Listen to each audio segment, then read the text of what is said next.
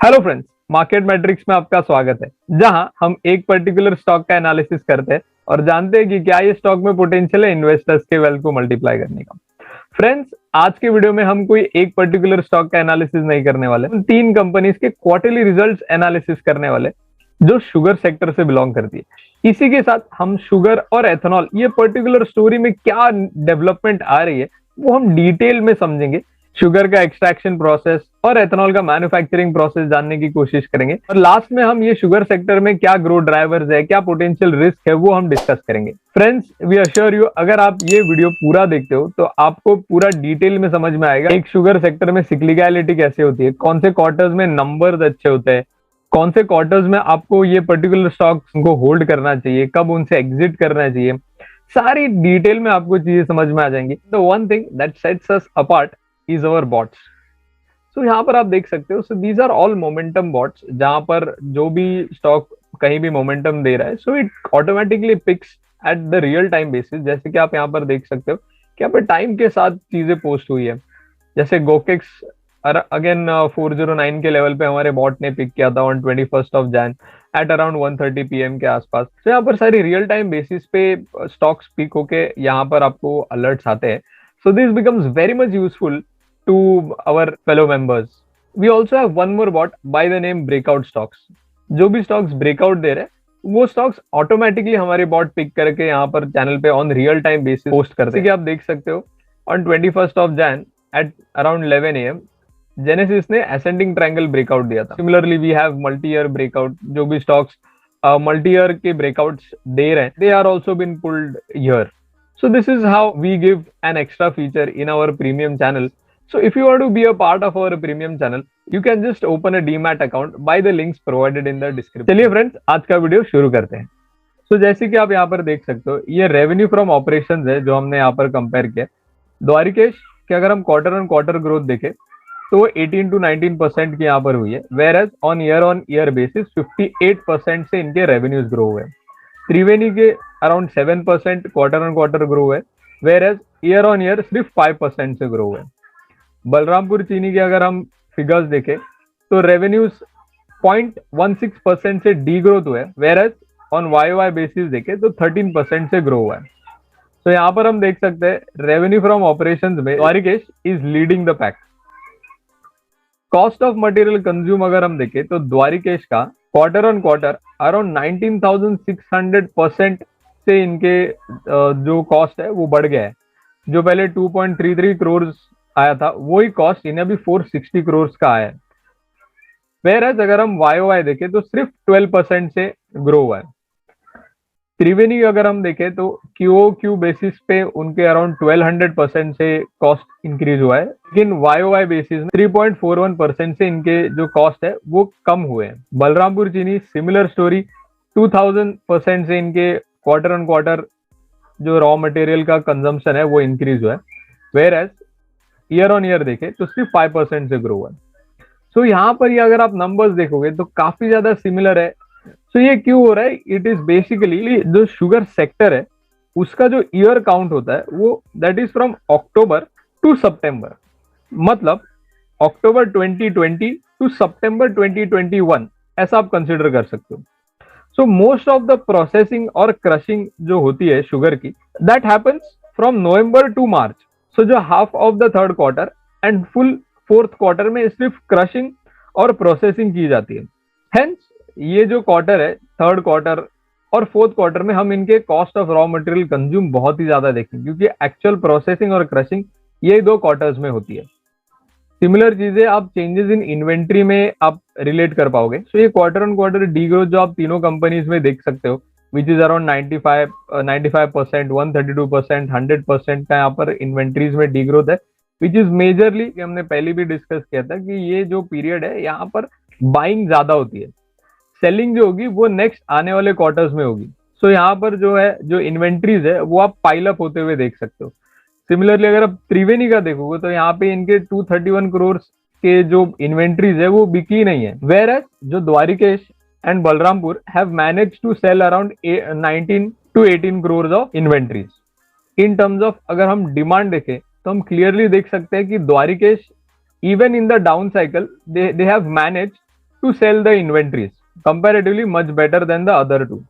Similar story continues कि जैसे कि हमने बताया था कि ये जो पीरियड रहता है वो मेजरली डाउन साइकिल रहता है, यहाँ पर ज्यादा इन्वेंट्रीज बिकती नहीं है, हेंस इनके जो मार्जिन है वो कम होते हैं। तो बलरामपुर के जो एबिडा है वो भी हम देख सकते हैं 25-26% से डी ग्रोथ हुआ है, लेकिन ईयर ऑन ईयर बेसिस पे 178% से अराउंड ग्रोथ हुआ है। एबिडा मार्जिन आप देखोगे तो द्वारिकेश के 38% से कम हुए और बलरामपुर के 25-26% से कम हुए क्वार्टर ऑन क्वार्टर बेसिस पे, लेकिन ईयर ऑन ईयर बेसिस पे आप देखोगे तो 51% जो एबिडा मार्जिन है वो काफी अच्छे से ग्रो है, और बलराम देखोगे तो अराउंड 145% से इनके जो मार्जिन है वो ग्रो है। लेकिन यहाँ पर त्रिवेणी में एक डिफरेंट स्टोरी यहाँ पर दिखाई दे रही है कि त्रिवेणी के जो डार्क साइकिल समझा जाता है शुगर का, उसमें जो एबिडा है वो 90% से ग्रो हुआ है, वेरएज इनके जो मार्जिन है वो भी पहले क्वार्टर में कम थे, इस क्वार्टर में ज्यादा बढ़ गए। सो दिस डिफाइंस कि Triveni has managed to control the cost in a very much efficient manner. यहाँ पर फ्रेंड्स मैं आपको एक टिप देना चाहूंगा, आप जब भी कोई एक सिक्लिकल कंपनी को एनालाइज करते हो तो आपको क्वार्टर ऑन क्वार्टर के नंबर से ज्यादा आपको ईयर ऑन ईयर पे ज्यादा फोकस करना चाहिए, ताकि आपको समझेगा कि जब एक्चुअल में एक गोल्डन पीरियड रहता है या डार्क साइकिल रहता है कोई भी सेक्टर का, अगर कंपनी ने अपने गोल्डन पीरियड को एटलीस्ट रूल आउट किया है कि नहीं। सो यहाँ पर हम देख सकते हैं Dwarikesh has surely outperform on Y basis in terms of percent change देखे तो। अगर हम नेट प्रॉफिट की बात करें तो आप देख सकते हो द्वारिकेश के जो नेट प्रॉफिट्स है वो 27% से डी ग्रोथ हुआ है on quarter basis, whereas on year on basis से वो 314% से यहाँ पर ग्रो होते हुए हम देख सकते हैं। त्रिवेणी में आप देखोगे तो 41% से इनके जो क्वार्टर ऑन क्वार्टर जो इनका नेट प्रॉफिट है वो बढ़ गया है, whereas on year basis पे इनका 36% से इनके जो प्रॉफिट्स है वो ग्रो हुए। बलरामपुर का आप देखोगे सिमिलर स्टोरी एज द्वारिकेश, उनका 22-23% से इनके जो नेट प्रॉफिट है वो कम हुआ है क्वार्टर ऑन क्वार्टर बेसिस पे, लेकिन ईयर ऑन ईयर बेसिस पे आप देखोगे तो 137% से ग्रो हुआ है। पैट मार्जिन की बात करें तो Dwarikesh and Balrampur has shown a negative PAT margin on quarter basis, लेकिन ईयर ऑन ईयर बेसिस पे दे हैव आउट परफॉर्म्ड। अगर हम ईपीएस की बात करें Dwarikesh and Balrampur has followed the same trend, उनका डी ग्रोथ है in terms of quarter, whereas on year basis पे they have grown at a much greater level. So यहाँ पर आप देख सकते हो Triveni seems to be acting differently in the dark, even in the dark cycle. तो आप देख सकते हो इनके जो पैट है वो 41% से ग्रो हुआ है, मार्जिन इनके काफी अच्छे ग्रो हुए हैं, ईपीएस में भी हम 40% का ग्रोथ देख सकते हैं क्वार्टर बेसिस पे, and similar on year basis. Now talking about the segmental revenue, Dwarikesh को अराउंड 86% के रेवेन्यू शुगर से आते हैं, त्रिवेणी को 66% के रेवेन्यूज आते हैं, whereas Balrampur even follows the same trend as Dwarikesh, उन्हें भी 86% के जो रेवेन्यूज वो शुगर से आते हैं। द्वारिकेश के 27% से जो शुगर से आने वाले रेवेन्यूज है वो ग्रो हुए, त्रिवेणी के सिर्फ 10-11% से ग्रो हुए, बलरामपुर चीनी के सिर्फ 8-9% से ग्रो हुए क्वार्टर बेसिस। लेकिन अगर हम ईयर ऑन ईयर बेसिस देखें तो द्वारिकेश को 52% से इनके जो रेवेन्यूज है वो यहाँ पर ग्रो होते हुए हम देख सकते हैं शुगर में। Triveni has underperform, as Balrampur में हम एक 11% का अपसाइड मूव देख सकते हैं। तो ये जो कंपनीज है वो एक रॉ शुगर भी सेल करते हैं, and due to ethanol story building up कुछ part of sugar as a ethanol में भी उन्होंने लगाया। तो इन टर्म्स ऑफ एथेनॉल देखे लास्ट क्वार्टर में द्वारिकेश को 19 करोड़ के रेवेन्यूज एथेनॉल से आ रहे थे, लेकिन इस क्वार्टर में उन्हें 94% के रेवेन्यूज सिर्फ एथेनॉल से आए। सो यहाँ पर हम एक ट्रेमेंडस जंप देख सकते हैं ऑफ 400% क्वार्टर ऑन क्वार्टर, लेकिन हम ईयर ऑन ईयर बेसिस पे देखें तो सिर्फ 24% का यहाँ पर ग्रोथ है। त्रिवेणी को अगर हम एथेनॉल से आने वाले रेवेन्यूज देखें तो वो 77% से ग्रो हुए क्वार्टर ऑन क्वार्टर बेसिस पे, वेयर ऑन ईयर बेसिस सिर्फ 34% से यहाँ पर ग्रोथ हुए। बलरामपुर के देखें तो वो 30% से ग्रो हुए on quarter basis, but on year basis वो 16% से ग्रो हुए।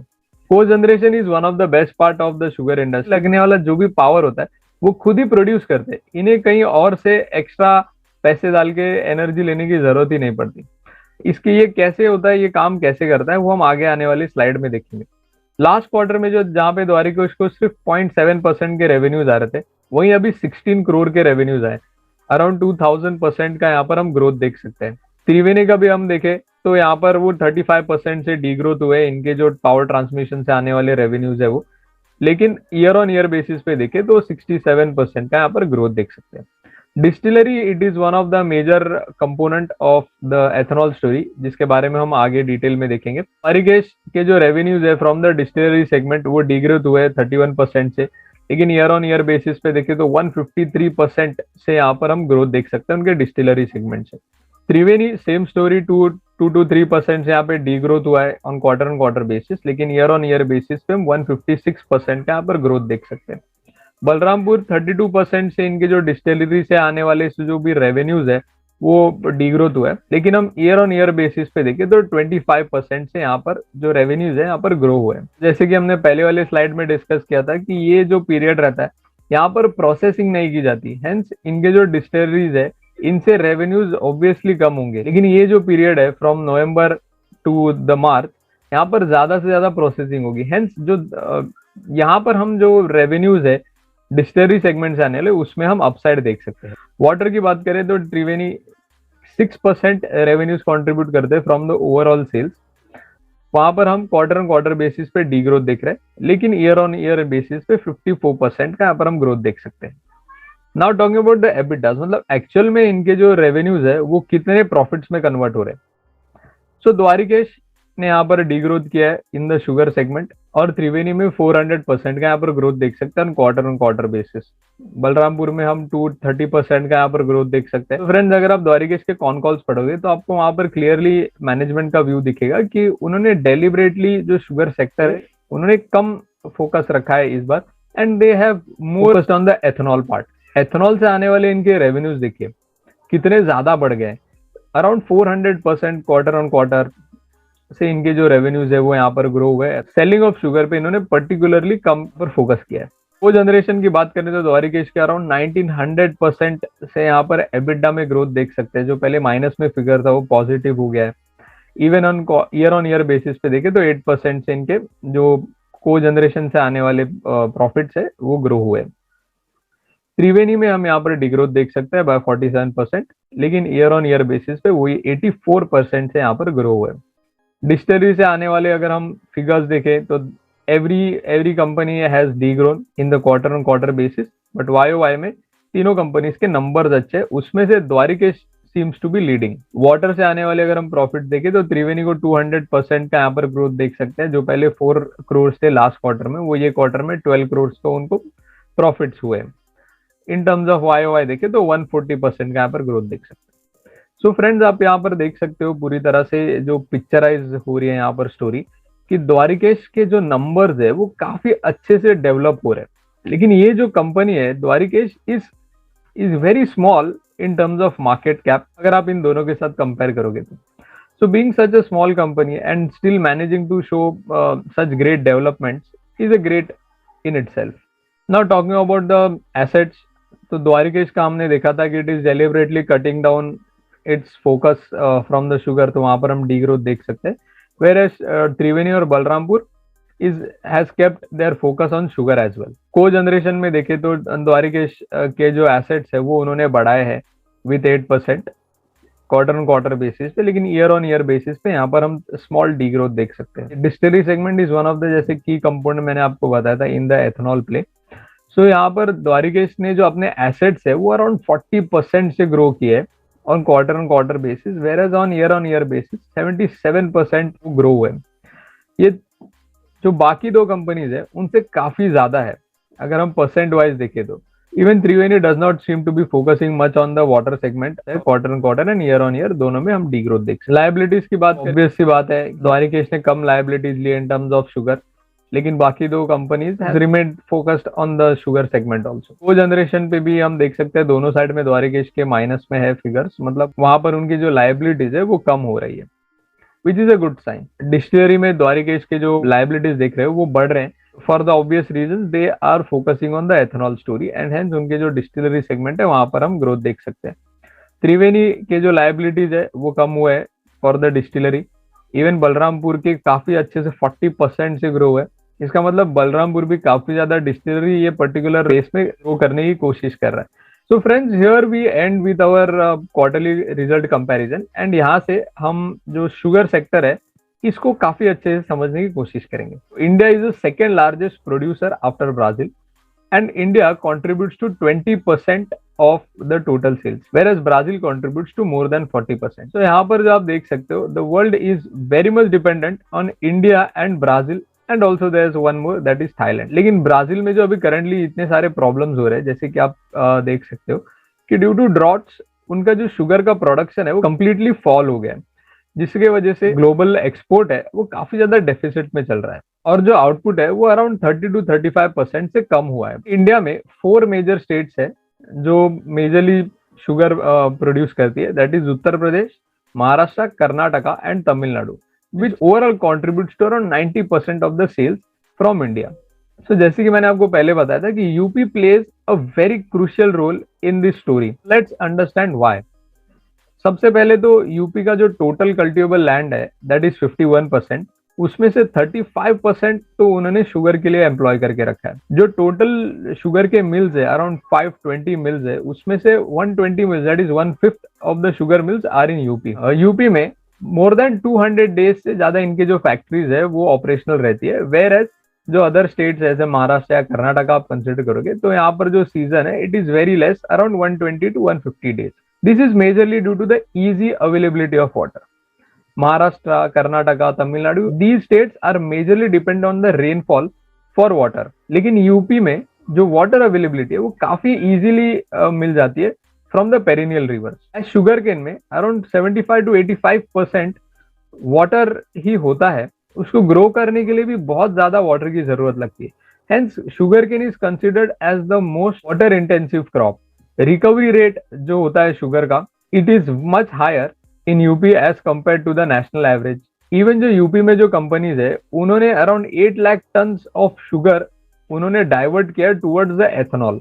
गवर्नमेंट ने भी इस पे लगने वाला जो लेवी कोटा होता है वो 16% से बढ़ाकर 18% किया है। हेंस इससे आपको पता चलेगा कि आपको जो यूपी के कंपनीज है उन पर ज्यादा फोकस रखना चाहिए, which are going to be the major beneficiary of this ethanol and sugar play. पहले क्या होता था कि जो शुगर प्राइसेस अगर वो बढ़ गए तो शुगर मिल्स को काफी ज्यादा फायदा होता था, हेंस वो फार्मर्स को टाइमली पे करते थे, जिसके वजह से फार्मर्स जो है वो ज्यादा शुगर केन प्रोड्यूस कर पाते थे। लेकिन जब भी शुगर के प्राइसेस घट जाते थे मिल ओनर्स को काफी ज्यादा नुकसान सहना पड़ता था, जिसके वजह से वो टाइमली पे नहीं कर पाते थे फार्मर्स को, एंड हेंस जो फार्मर्स है वो उन्हें काफी ज्यादा फाइनेंशियली प्रॉब्लम्स फेस करने पड़ते थे। लेकिन अभी क्या हुआ है, गवर्नमेंट ने एक तो EBP that is ethanol blending programme ये लॉन्च किया है, जिसके वजह से क्या होगा, जितना भी सरप्लस शुगर है वो डाइवर्ट किया जा सकता है टुवर्ड्स एथेनॉल, एंड एथेनॉल को हम आईसी इंजन के जो भी ऑटोमोटिव्स है उसमें यूज कर सकते हैं। अब इसके वजह से क्या होगा कि शुगर के प्राइसेस के ऊपर डिपेंड नहीं रहेगा, so they can easily divert towards the ethanol part and they can make the money and they can pay to the farmers on time. इसके वजह से जो कंप्लीट सिक्लिकलिटी है वो कम हो जाती है। यहाँ पर गवर्नमेंट ने हमें 20% का टारगेट दिया है कि बाय 2030 वो 20% ऑफ एथेनॉल ब्लेंड कर पाएंगे विद द पेट्रोल, जिसके वजह से जो टारगेटेड एथेनॉल का कैपेसिटी लगेगा which is around 1000 crore litre. Currently India is able to produce only 300 to 350 crore litres of ethanol. एक और मेजर डिसरप्टिव स्टेप जो गवर्नमेंट ने लिया है towards this sugar industry is the export incentives. Global consumption अगर हम देखें शुगर का it is around 200 million ton, लेकिन जो ब्राजील में प्रॉब्लम हुई है जिसके वजह से अराउंड 15% ऑफ द प्रोडक्शन कम हो गया, but consumption is still remains the same around 200 million ton, right. So यहाँ पर क्या होगा कि India is going to be the major beneficiary because it is the second largest producer of sugar. India is the surplus sugar producing country, क्योंकि India में अगर हम consumption देखें is around 26 to 25 million ton, whereas जो production हो रहा है India में it is around 30 to 31 million ton. So जो सरप्लस है वो 5 to 6% का वो हम एक्सपोर्ट कर सकते हैं, लेकिन एक्सपोर्ट बहुत ही इजीली नहीं होता। There are very much expenses that a farmer or a mill worker needs to incur. Government has planned to provide export subsidiaries up to 6,000 to 6,500 crores. So as per ISMA, that is Indian Sugar Mill Association, उन्हें 361 projects का already approval मिल चुका है by the department of food and public distribution. जहां पर जो expected ethanol required होगा that will be around 13,500 kiloliters per day, which contributes to around 450 crore liters. So currently India has around 300 to 350 crore liters of ethanol. Plus इसके वजह से और भी ethanol production के लिए यहाँ पर उनको पुश किया जा रहा है बाय द इस्मा, हेंस और 450 करोड़ लीटर्स एड अप हो जाएगा. सो जिसके वजह से will be able to achieve the target of around 800 to 850 crore litres of ethanol by 2025. So इतना ज्यादा एथेनॉल पे क्यों प्रेशर किया जा रहा है? जो फर्स्ट रीजन तो हमने देखा कि एक तो शुगर इंडस्ट्री में होने वाली सिक्लिकलिटी बहुत ज्यादा कम हो जाएगी. सेकेंडली जो हम क्रूड ऑयल इंपोर्ट कर रहे हैं अराउंड 80%, वो भी कम हो सकता है. एथेनॉल ब्लेंडिंग प्रोग्राम के वजह से पेट्रोल जो है वो कम यूज होगा एंड जो एथेनॉल है उसकी जो क्वांटिटी है जो अभी 8% ब्लेंड हो रहा है वो बाद में जाके 10, 15, 20, 30% तक भी होगा, जिसके वजह से क्रूड ऑयल के ऊपर की डिपेंडेंसी कम हो जाएगी. तो यहाँ पर आप चार्ट में पूरा एथेनॉल एक्सट्रैक्शन प्रोसेस आप अंडरस्टैंड कर सकते हो. शुगर केन जो है वो आफ्टर इंडस्ट्रियल प्रोसेसिंग उसमें से मोलासेस और शुगर केन जूस निकाला जाता है. इसी का एक बाय प्रोडक्ट होता है that is the Baigas. Baigas को बॉयलर्स में बर्न किया जाता है टू जनरेट स्टीम और यही स्टीम बाद में इंडस्ट्रियल प्रोसेसिंग के लिए यूज कर दी जाती है. तो जो मोलासेस है इनको हम ईस्ट और वाटर के साथ फोमेंट करते हैं जो बाद में डिस्टिलेशन के लिए जाता है एंड उसके बाद जो एथेनॉल है वो प्रोड्यूस होता है. शुगर जूस को अगर हमें एथेनॉल में कन्वर्ट करना है so distilleries play a major role. तो इसीलिए बलरामपुर की जो करंट कैपेसिटी है डिस्टिलरी की that is 550 KLPD that is kilolitre per day, वो उन्होंने बढ़ाकर 1050 KLPD इतना किया है. वेराज द्वारिकेश ने 162 KLPD से बढ़ाकर उनका 175 KLPD कर रहे हैं. त्रिवेणी जो 320 इनकी जो करंट डिस्टिलरी की कैपेसिटी है वो बढ़ाकर वो 660 कर रहे हैं. सो यहाँ पर ऑब्वियस सी बात बलरामपुर ये दोनों से काफी ज्यादा बड़ा है और वो उसके पास जो डिस्टिलरी की कैपेसिटी है वो भी काफी ज्यादा है. सो अगर बलरामपुर के पास ज्यादा डिस्टिलरी की कैपेसिटी है तो जाहिर सी बात है कि वो एथेनॉल का प्रोडक्शन काफी ज्यादा कर पाएगा. तो बेसिकली एथेनॉल प्रोड्यूस करने के थ्री टाइप्स होते हैं. एक होता है डायरेक्ट रूट, एक होता है C heavy ethanol and the third is the B heavy ethanol route. So C heavy और बी हैवी के बारे में मैं आपको एक बेसिक बता देता हूँ. ये जो शुगर केन जूस है अगर उसे 3 टाइम्स बॉईल कर रहे हैं और फिर उसमें से एथेनॉल एक्सट्रैक्ट कर रहे हैं तो उसे सी हैवी मोलासेस कहते हैं. अगर शुगर केन जूस अगर 2 टाइम्स बॉईल करके उसमें से एथेनॉल प्रोक्योर कर रहे हैं तो उसे बी हैवी कहते हैं. एंड अगर डायरेक्ट विदाउट बॉइलिंग अगर शुगर केन जूस को अगर हम डायरेक्टली डिस्टिलेशन में डाल के अगर एथेनॉल प्रोड्यूस कर रहे हैं सो उसे डायरेक्ट एथेनॉल कहा जाता है. सो गवर्नमेंट ने यहाँ पर कुछ गाइडलाइंस दी है with respect to the per litre. अगर कोई कंपनी डायरेक्ट रूट से एथेनॉल प्रोड्यूस करती है तो उसे 62.65 रुपीज पर लीटर के हिसाब से वो उसे बेच सकते हैं. सी हैवी से करते हैं तो 45.69 रुपीज पर लीटर के हिसाब से सेल कर सकते हैं. वेयर बी हैवी 57.61 रुपीज हिसाब से वो उसे सेल कर सकते हैं. डायरेक्ट एथेनॉल में ज्यादा शुगर रहता है हेंस उसका रेट सबसे ज्यादा है. बी हैवी में सी से कंपैरेटिवली ज्यादा शुगर रहता है हेंस उसका रेट जो है वो ज्यादा है as compare to C heavy. तो अगर हम ये तीनों का कंपैरिजन देखें जो द्वारिकेश है वो बी हैवी मोलासेस रूट से जो है एथेनॉल प्रोक्योर करता है एंड त्रिवेणी है वो बी हैवी और सी हैवी ये दोनों रूट से वो एथेनॉल प्रोड्यूस कर रहा है. बलरामपुर चीनी में आप देखोगे बी हैवी और सी हैवी ये दोनों वे से एथेनॉल प्रोड्यूस किया जा रहा है. और बलरामपुर के जो मैनेजमेंट है वो कह रहे हैं कि वो आने वाले टाइम में डायरेक्ट एथेनॉल रूट है उससे भी वो एथेनॉल प्रोड्यूस करेंगे. सो बी हैवी और सी हैवी का मैंने यहाँ पर प्रोसेस एक्सप्लेन किया है. अगर 1000 kgs ऑफ शुगर केन यहाँ पर क्रश किए जाते हैं तो उसमें से जो रॉ जूस है वो अराउंड 680 लीटर्स यहाँ पर प्रोक्योर किया जा सकता है और फिर बाद में आफ्टर फिल्टरेशन वो बी हैवी और सी हैवी मोलासेस में कन्वर्ट किया जा सकता है. सो अगर हम बी हैवी मोलासेस ये रूट को अगर हम एक्सप्लोर करें तो हम देख सकते हैं कि जो 48 kg ऑफ मोलासेस है उसमें से अराउंड 21.5 लीटर इतना एथेनॉल प्रोक्योर किया जा सकता है. वेयर सी मोलासेस रूट से सिर्फ 10 लीटर्स इतना ही एथेनॉल प्रोक्योर किया जा सकता है और डायरेक्ट रूट से अराउंड 65 लीटर इतना जो है एथेनॉल प्रोक्योर किया जा सकता है. So now coming to the last part of this video जहां पर हम पोटेंशियल रिस्क और ग्रोथ फैक्टर्स है ये हम डिस्कस करेंगे. Talking about the growth drivers, the very first growth driver is the cost effectiveness. क्योंकि अगर पेट्रोल के साथ एथेनॉल ब्लेंड किया जाएगा तो जाहिर सी बात है ज्यादा पेट्रोल यूज नहीं होगा। सेकंड, जो शुगर सेक्टर में सिक्लिकलिटी है वो इवेंचुअली कम हो जाएगी, जो हमने पहले भी डिस्कस किया था।